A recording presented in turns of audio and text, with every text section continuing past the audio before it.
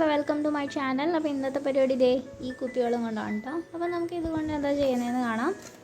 അപ്പം എനിക്കിതാ ഇതിൻ്റെ ഈ ബോട്ടൺ പോർഷനാണ് നമുക്ക് വേണ്ടത്. ഇതേ ഇവിടെ വെച്ചിട്ട് ഞാനിത് കട്ട് ചെയ്യാനായിട്ട് പോവുകയാണേ.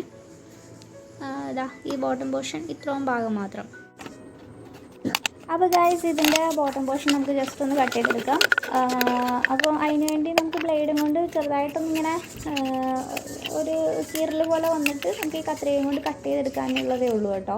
ഇത് ചെറിയ ബോട്ടിലായതുകൊണ്ട് പെട്ടെന്ന് കട്ട് ചെയ്തെടുക്കാനായിട്ട് പറ്റും. ഞാനത് കട്ട് ചെയ്തെടുത്തിട്ടുണ്ട്. അതിന് ശേഷം ഒരു സ്ട്രിങ് എടുത്തിട്ട് അതിലോട്ട് ഗ്രീൻ ടേപ്പ് ചുറ്റി കൊടുക്കുക. എന്നിട്ട് നമ്മുടെ ഇപ്പം തന്നെ നിങ്ങൾക്ക് കാര്യം മനസ്സിലായിട്ടുണ്ടാവുമല്ലോ ഞാൻ എന്താണ് ഉണ്ടാക്കാനായിട്ട് ഉദ്ദേശിക്കുന്നതെന്ന്. വേറെ ഒന്നല്ല, ഫ്ലവറാണ്. എന്നിട്ട് നമ്മുടെ ആ സ്ട്രിങ്ങിലോട്ട് അത് ജോയിൻ ചെയ്ത് കൊടുക്കുക. നിങ്ങൾക്ക് ഇതിന് വല്ല കളറൊക്കെ കൊടുക്കണമെന്നുണ്ടെങ്കിൽ കളർ കൊടുക്കുക കേട്ടോ. പക്ഷേ എനിക്കിങ്ങനെ അക്രിലിക് കളറൊക്കെ കൊടുത്തിട്ടുണ്ടെങ്കിൽ നമുക്ക് ഇപ്പോൾ ഉള്ള ഒരു ഗ്ലിറ്ററിങ് കിട്ടത്തില്ല.